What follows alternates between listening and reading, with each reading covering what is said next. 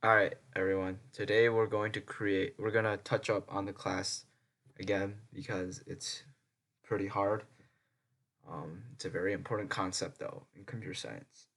We're going to be creating something called a cube class, and we're going to try to come up with the volume and surface area and other, I guess, attributes of a cube given its size. So let's do this. First, I'm gonna create my cube class.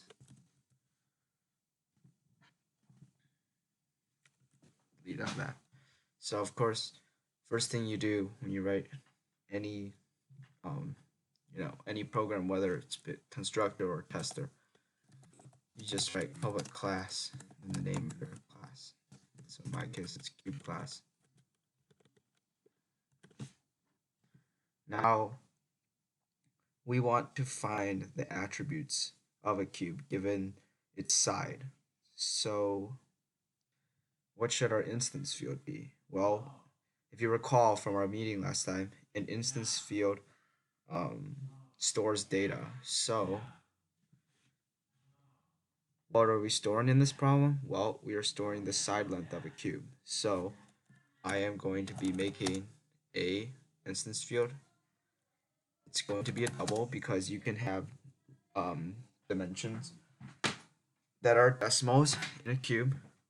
Now, since a cube has side lengths which are completely the same, I am going to do private double side.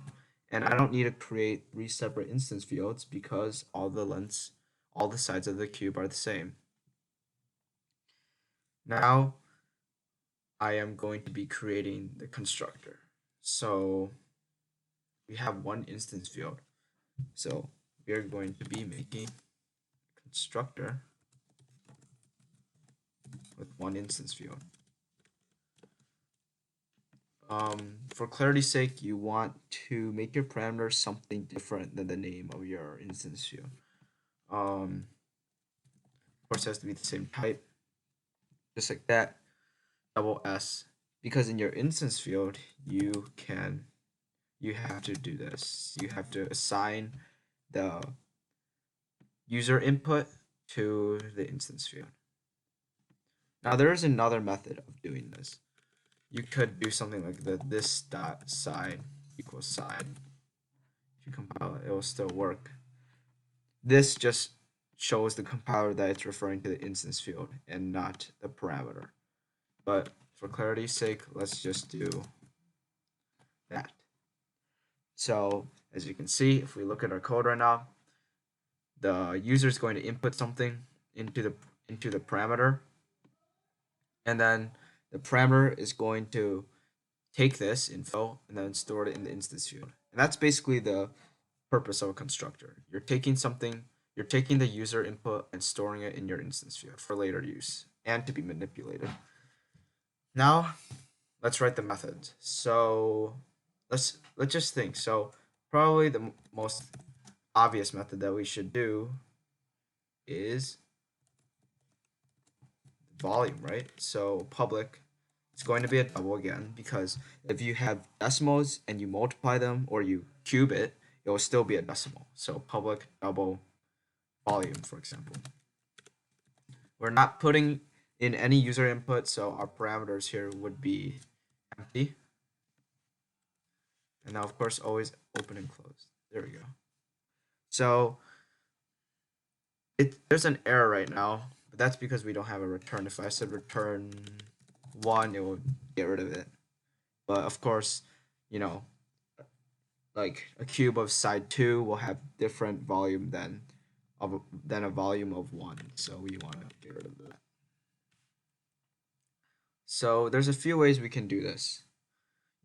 We can just return s times s times s, which is perfectly fine.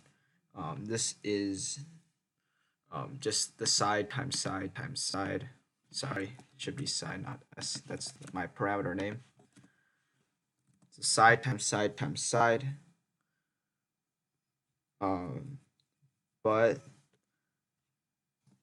it could be written using the math class also, but For simplicity's sake, let's just do this. So side times side times side returns the volume. Next thing we can do is the surface area. So I'm just gonna name it surface area. So of course we need another return statement. It's going to be double again. So return, let's just say, how do you calculate this surface area? Well, you just do side times side, and then that gives you one face of the cube. So there's 6 faces in the cube, so it's going to be 6. That's how you do surface area.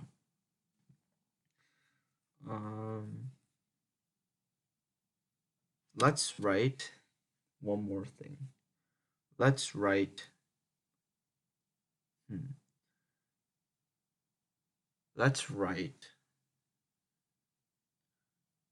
a toString. So a toString basically summarizes, or toString basically summarizes the instance fields, and you'll see that right now. So here we go. So we want to summarize the instance field. So basically what that means is that we just want to return the instance field. So how do we do that?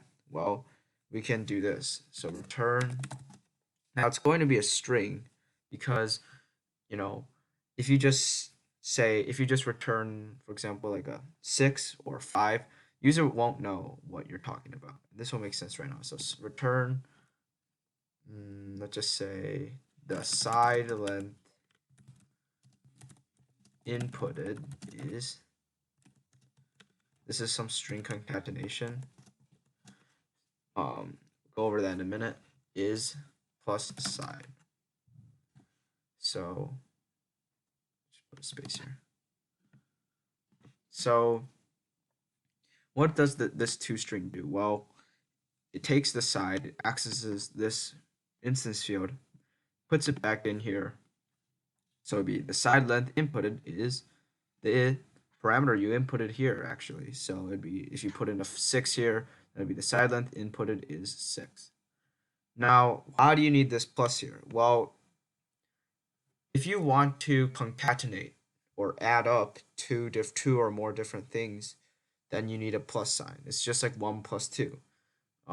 You don't just do 1, 2 and expect to add them, right? So you need to be specific in what you're doing. So in this case, I want to add the side to the return statement, so I just use a plus. This is, for everything. Like let's just say I were to get rid of this. It would be confused because, it doesn't know what to do with side, so you have to add it. Now, of course, we always said that we always put strings in quotes because it's a, many characters, so that's also important. Now, let's write the tester. So cube class tester. So of course we want to delete this. You always start off, your class or your program. You always start off your program with the public class. But now since it's a tester, you want to implement the public static void main string args. Right? There we go. Now we want to construct an object of cube class, right? We want to use the constructor. So when we do that, we want the type. It's not going to be a primitive. It's going to be that, right? A primitive is just basically like int, double, string. Those are all primitives. Or string isn't, but ints and doubles, they're all primitives. But since we want to use the cube class, we're gonna use cube class. We're gonna put in our object name. So let's just say C1, that's just my object name. Now when you want to construct something, you always use the keyword new, right? Now new, what object do we want to create? Is it of, like, rhombuses? Is it of trapezoids? No, it's of cube.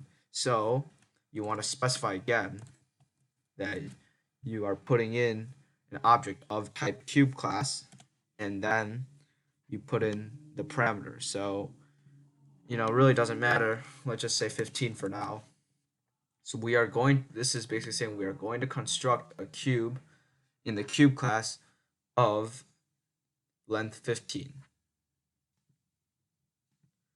Of course, there's no units behind here because, computer scientists, or the compiler rather, doesn't recognize units unless you specifically code it. So we're not going to put inches or anything. We're just going to put 15.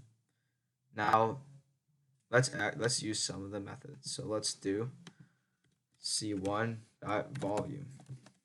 When we call a method, we always use a period, right? No parameters here, so nothing's going to be inputted in a semicolon to stop the code. So let's try it. Oh, of course, we need to do a system.out.println because that's to input it into the compiler. If we just did c1.volume, it would run the calculation, but nothing would be printed. So you still have to do system.out.println. So let's run it. So you can see 3375.0. If we check that on the calculator, 15 cubed is that. Yep. So it works. That's great. There is a if I can go back to my. I'm just gonna run it again.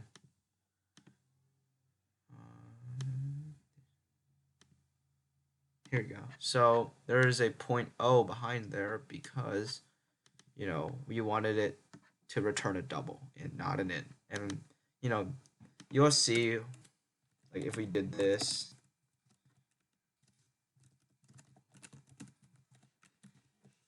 right? It would still work like this because we created everything as a double. And of course it's wrong because I used the same name as before. Let's just make it C2.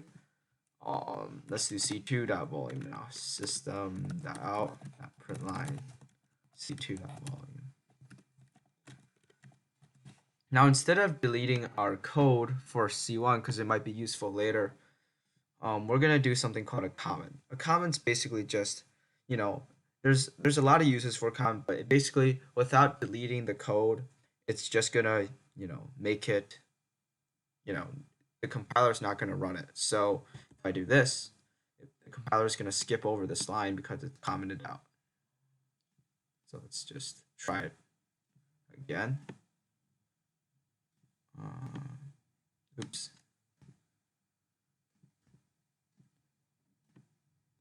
So as you can see, that is it. Of course, you might ask, why is there so many numbers there? Well, there is a floating point error in the class or when you do arithmetic with doubles, the compiler is going to do something called a floating point error where it doesn't actually terminate. It just keeps on running. And if we wanted to solve this, we'd either have to make it an int or we would have to round it. We could use math.round like we learned last class to round it up to the next integer. But the sad part is that this is going to keep on happening, and it's just something that you have to take note of. Now let's do the surface area. So let's do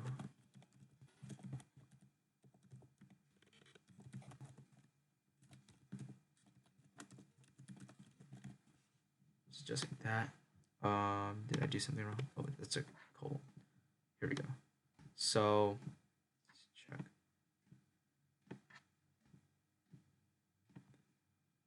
So as you can see, same floating point error. Instead of 9.6, it's 9.8. That doesn't really matter. But this should roughly be around the surface area of 15 point of a cube with sides 15.7. If we do that, if we verify, we do 15.7 times 2, times 6. Wait, I think I did something wrong. What is my parameter? 15.7. How did we do it? Oh, my bad. So it's 15.7 squared, yeah, times 6. So if we were to verify that, I don't need this. Let me just go back. Yeah, 1478.94. But like we said, there's a floating point error, so we just keep on going. Now let's print out the toString. So let's comment these out so we don't get confused.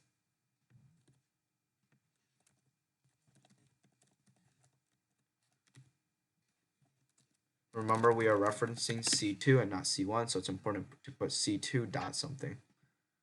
Here we go.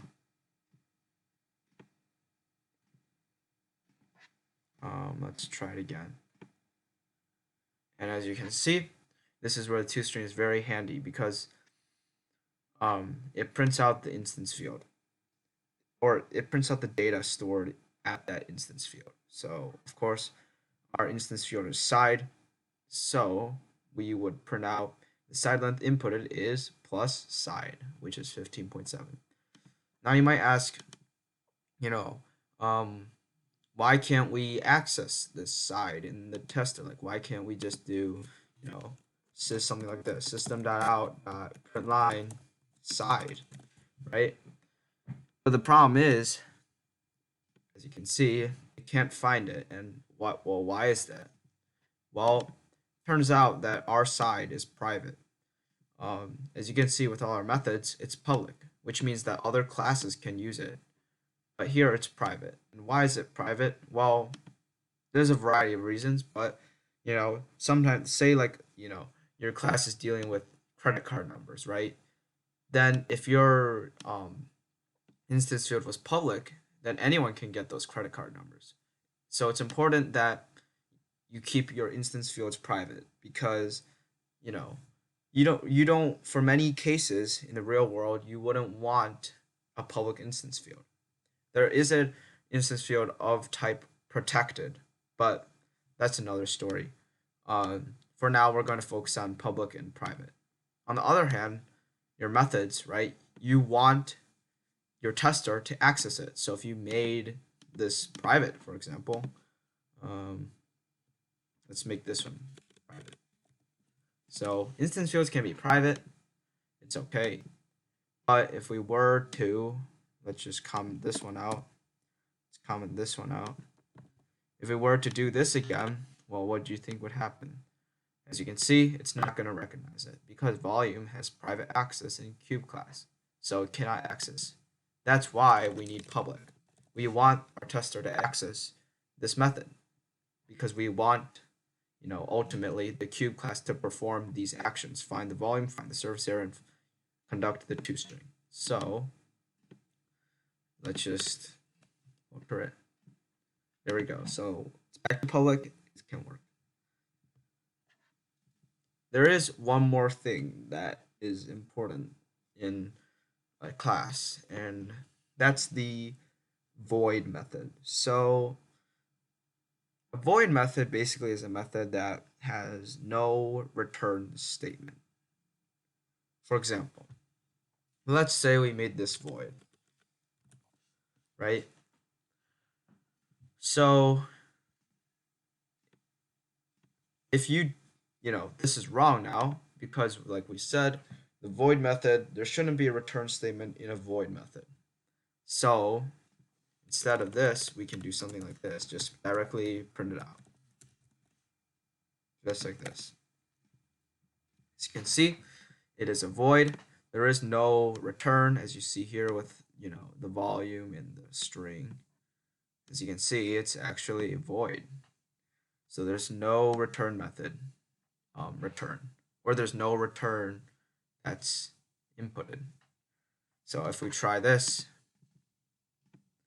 now since we already have a system.out.println in the surface area, we don't need to do another system.out.println, so we could just do c2.surface area. Compile it, should work. Let's try to run it again. Let's close this tab. Let's comment out everything, not this, because we need constructor, but let's comment out this. So yeah, let's comment out this too, so it's not confusing.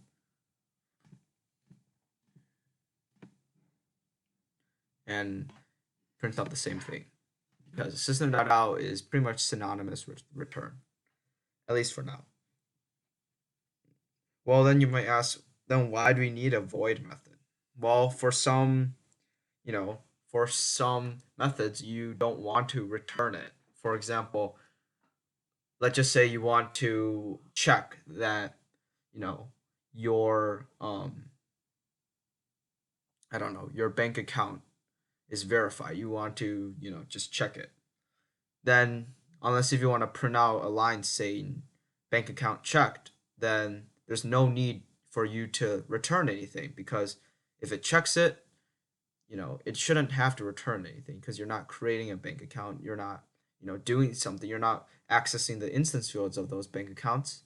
You're just checking the bank account. So that's where we would most likely use a void, because nothing needs to be returned unless, you want to, I guess, input to the user that their bank account was indeed checked. And that's pretty much it for classes. So I hope you guys have a good day. Um, if you have the time, you can practice doing your own class with pretty much anything. And feel free to ask questions via email or in the club. Thanks.